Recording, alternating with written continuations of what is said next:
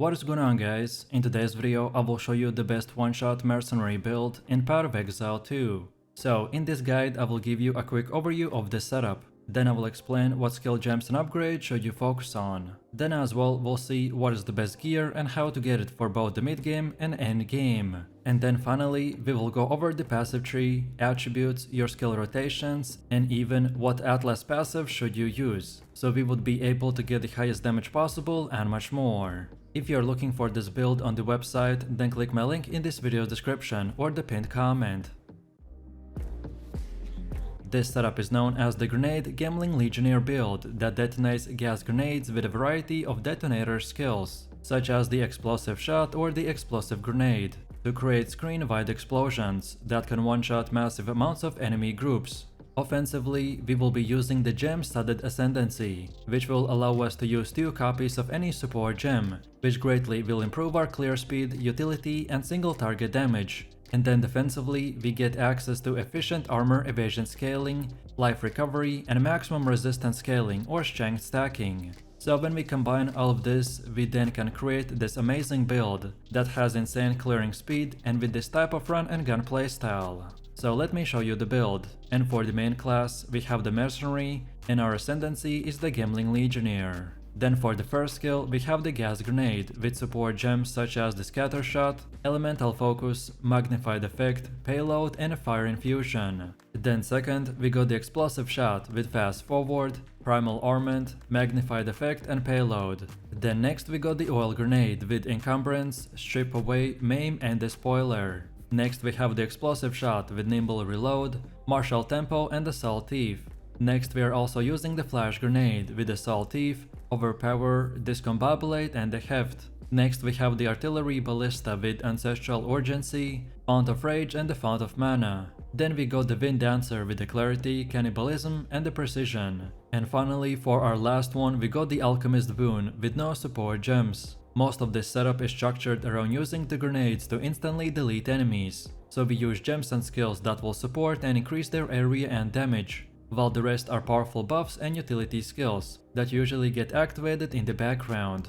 Next we have our passive tree, and if you're interested in a full in-depth guide on how it works, then check out my beginner guides. So let's take a look at our setup, and we want to start at this projectile damage node and make our way like this until we get the remorseless and the volatile cataclysm. Then now we continue going down here and only stop at this circle, and then we get this entire thing except this one single node. Then from here we continue making our way till this point, and then where this path splits we want to take the left and then get these two called the authority and the crushing judgment. Then afterwards we want to circle back a little and get all of these nodes that you can see right here. And then from this point and onwards we can make our way to the left side and get the rest of these nodes by using this same and exact path. All of the nodes that we are getting are very important, but the ones I will list in a second have the top priority as they're the most important to acquire early on in the game to make our build very powerful. So we get the volatile catalyst and the authority for cooldown recovery rate and for increased area of effect, so we could basically spam our grenades and the explosion radius would be massive. And then from here we also went with the grenadier, cluster bombs, repeating explosions, and the volatile grenade to further enhance the build as we are trying to stack as much crit chance as possible. And then now let's go all the way to the middle again, and for our ascendancy build this is what we have. So at the beginning you want to unlock the integrated efficiency. Then next we take this, the gem studded, which will massively improve our build by giving us the option to use 2 same type of copy support gems. Then next we want to get the thematical infusion that increases maximum cold, fire, and lightning resistances. And then lastly we will take the adaptive capability, as most players can run into a gem attribute requirement problem, so we can solve it by getting this node. In PoE 2 earning skill points take a lot of hard work, so it will be wise not to spend your points recklessly. Of course you can refund your passive points later, but only at a cost, so following a specific setup is extremely useful. If you are following this build, then make sure not to deviate from it, as some of the decisions that I made might not make sense at first, but is going to definitely pay off later. So feel free to use this exact same path as I have right here. And don't forget to check this video's description to find the link for this website,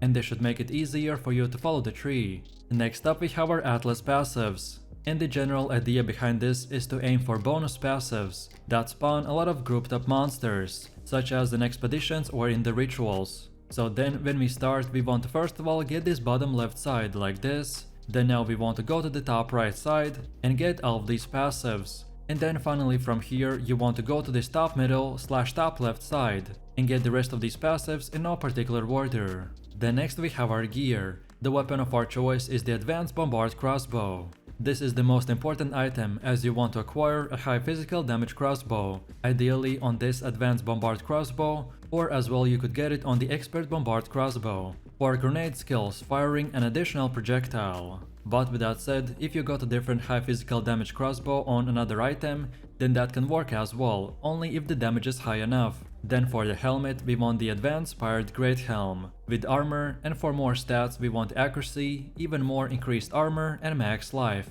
For our main gear we want to get good armor and evasion and all type of resistances, so then we could cap our resistances at least 75%. Then for the chest we have the expert rogue armor with armor and evasion, and for bonus stats we get max life, more armor and evasion, max life and cold resistance. Then for the belt we have the utility belt that recovers our flask 20% quicker. And for bonus stats we want more armor, max life and resistances like fire or lightning. Then for the gloves we got the expert layered gauntlets with max life, max mana, more strength and lightning resistance. Then for boots we're using the advanced mail sabotans with armor and evasion. And for bonus stats it's required that you get some type of movement speed and resistances like cold or chaos. Then for our first ring we got the ruby ring with fire resistance, and for more we want the physical damage, max life and max mana. While on the second one we got the prismatic ring with percentage to all elemental resistances, and for bonuses we want max life, more accuracy and fire resistance. And then finally for the amulet we got the lunar amulet with max energy shield, and for more we want the increased spell damage, more armor and increased critical hit chance. Then next we have the runes. During the early item progression most gear is socketed with resistant runes like the desert rune, glacial rune or the storm rune. Once elemental resistances have been capped and elemental resistance runes are no longer necessary, then you want to opt in to increase the maximum life with body runes or consider socketing a soul core. So in a summary, for the weapon we're using the iron rune. Then on our helmet we have the glacial rune, and then for the rest of our equipment we are going with the storm rune.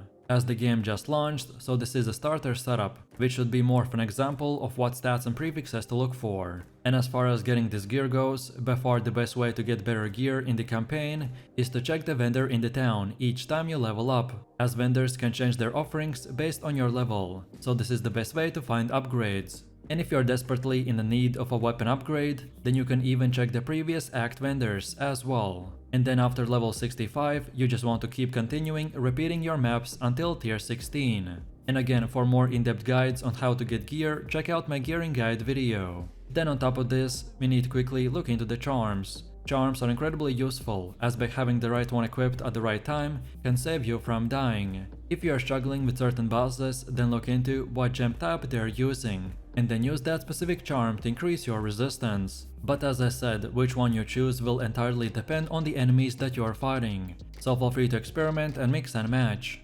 And now finally, let's quickly take a look at how this build will work. So our detonator skills are the explosive shot or the explosive grenade, as they are used to detonate the poisonous clouds into the fiery explosions. Then we got the oil grenade, which applies a fire exposure and slows down a quick moving enemy. Then we got the flash grenade that blinds, stuns and shocks back swarming enemies. Then we also got the Wind Dancer, which will provide a 68% more evasion rating at the 4 Gale 4 stages. And finally, we use the Ghost Dance with energy shield gear for additional defense versus a hard enemy encounter. So the general gameplay loop of this build is to fire as many gas grenades as necessary towards the target to create a poison cloud. Then next we want to detonate these poison clouds with either the explosive shot or the explosive grenade. So for more damage we use the explosive grenade, and for a quick explosion or to target the edge of the screen poison cloud, then use the explosive shot instead.